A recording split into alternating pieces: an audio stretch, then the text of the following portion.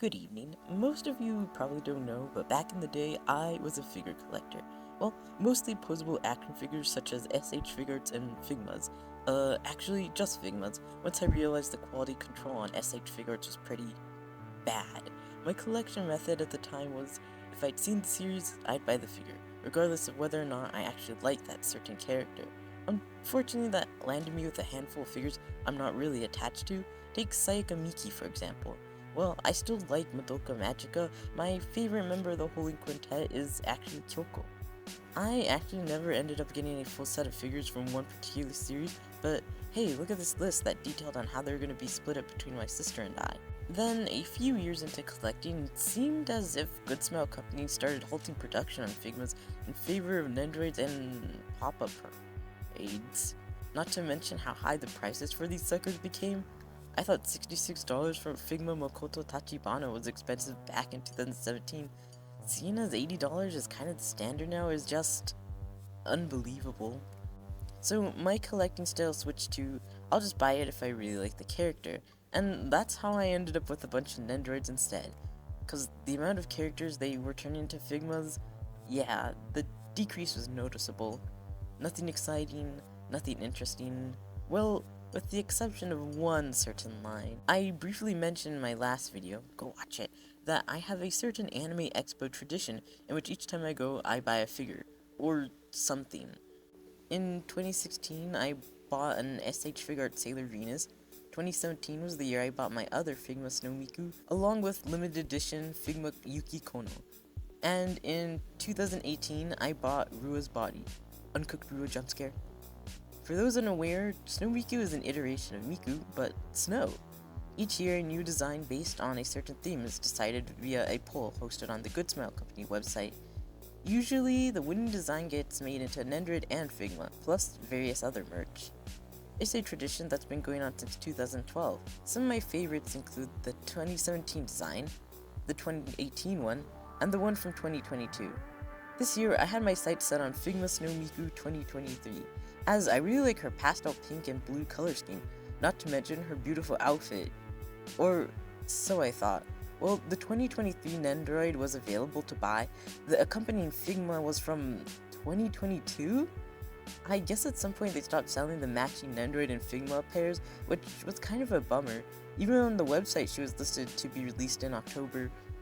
No biggie though, as I mentioned before, I still really liked the 2022 design and had planned to pick it up sometime, so my yearly tradition continued at the cost of $80. Well, she certainly didn't come with a large amount of accessories like the 2017 one, but hey, tradition's a tradition, right? This was also my first brand new Figma since Nozomi Tojo in 2019? No, 2017? And I mean, if I like her... There's a big picture of Miku on the left with some details down the bottom and a plastic window where you can see the figure herself. Save for the blue chain and special lettering which says Snow Miku 2022, her box looks pretty standard. Another big picture on the left, lots of them on the back, on the right, on the top, and same on the bottom.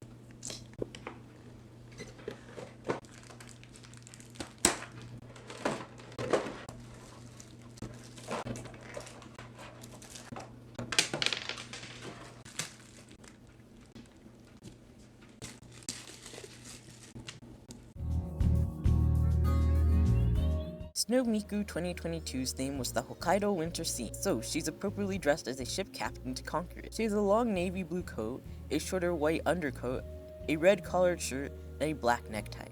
She's also wearing black boots, thigh-high red and white striped socks, and very shiny black boots trimmed with fluff. Taking a closer look at her coat, we can see it has faux pockets with a red button and a white crab insignia, and is trimmed with the same white fluff. There's also one on the other side. Her sleeves have a red with white running through the middle stripe, and a tiny gold crab badge near the shoulder. The right side is the same, minus the badge.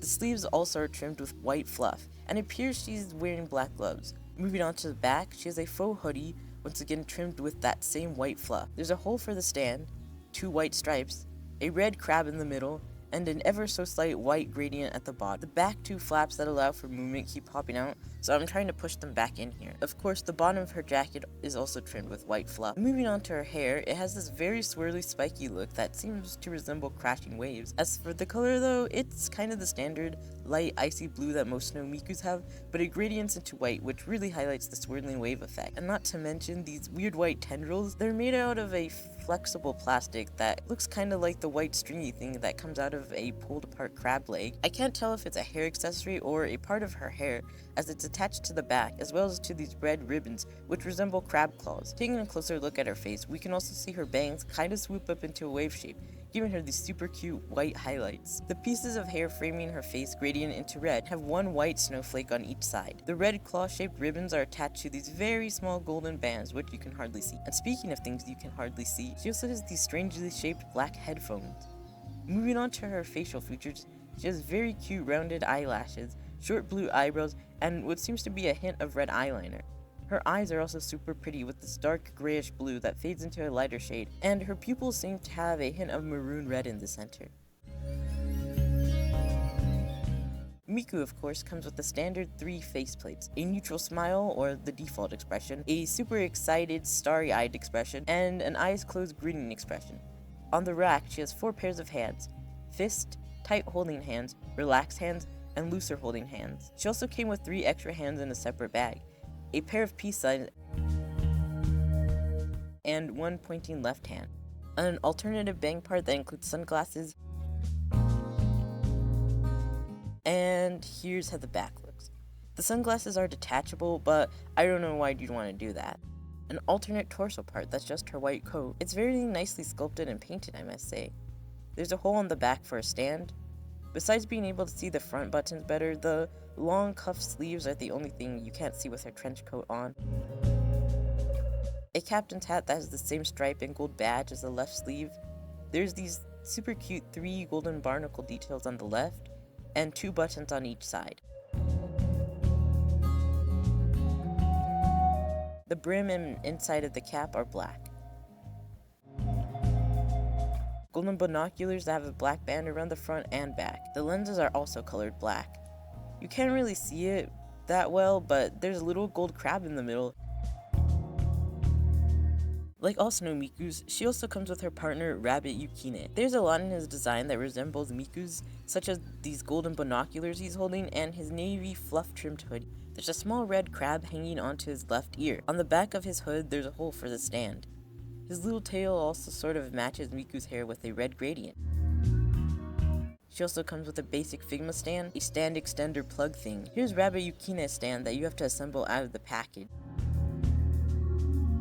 The standard Ziploc bag, and finally lots of instructions which are actually both in Japanese and English.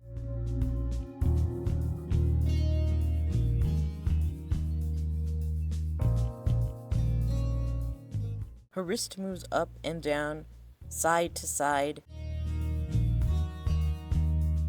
a bend at the elbow,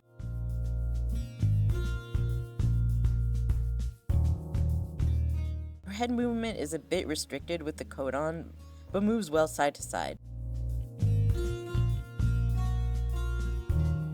Her leg can go out that far, bend at the knee, and pivot at the heel. Miku's feet do not have an extra toe joint. Her hair can move side to side, up and down, and swivels. Her hair accessories also have movement. The left one seems to be placed a bit lower. Interesting.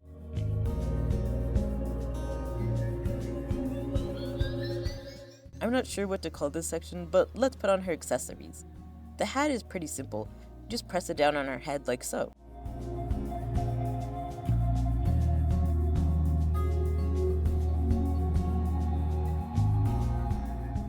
It stays on pretty well. To put on the sunglasses, remove her bangs and simply snap on the other ones. Honestly, she looks kinda goofy with both the hat and the shades. I think I put the hat on a little too far forward. Next, let's put on the alternate torso piece.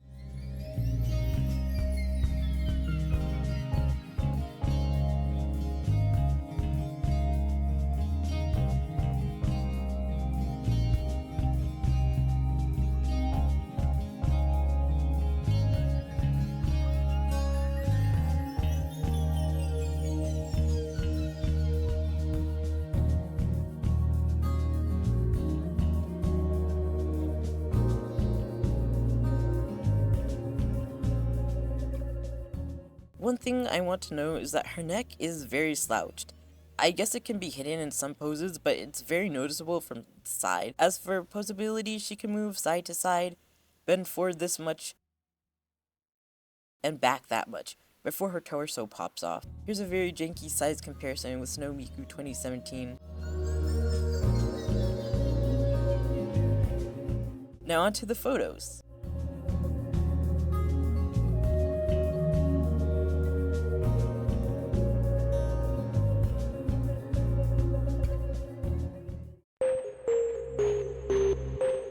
Well, I like her, but there's a few things preventing that like from going to love.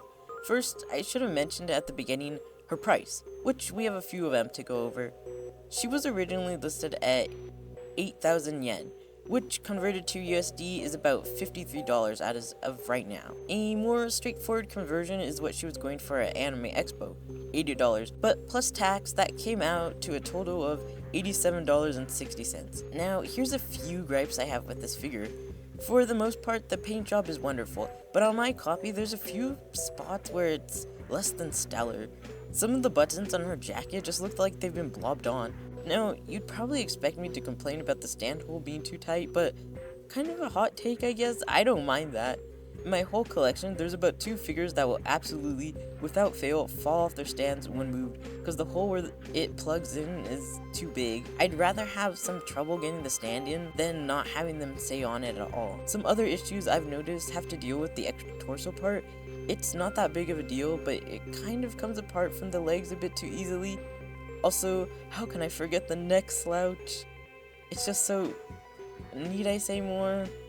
Granted, some of my other Figmas do have this neck slouch and even worse paint defects, but they weren't almost $90.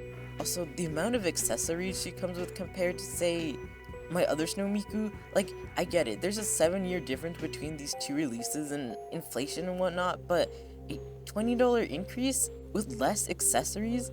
Same engineering? I don't know. For the price, you're not really getting your money's worth in my opinion, but I guess that's the standard for Figmas nowadays. Since I haven't been in the scene for so long, maybe I'm missing something. Current Figma collectors, what do you think? I'm even a bit hesitant to buy next year's Miku. I mean this year's. Who's going for an even more ridiculous price? 11,900 yen for only 2 accessories, no alternate body parts, and even less hands? Is it because the brush is huge? The colored stand? Her design is more complex? I'm afraid to say, but if she's more than $100, then I'm not getting her. That being said, man, did I have fun making this video. While this video type won't be too common, I really had a lot of fun. The photo shoot as well. It was so fun trying to come up with poses. I haven't done one of these in a good while. It really took me back. So yeah, until next time, good night.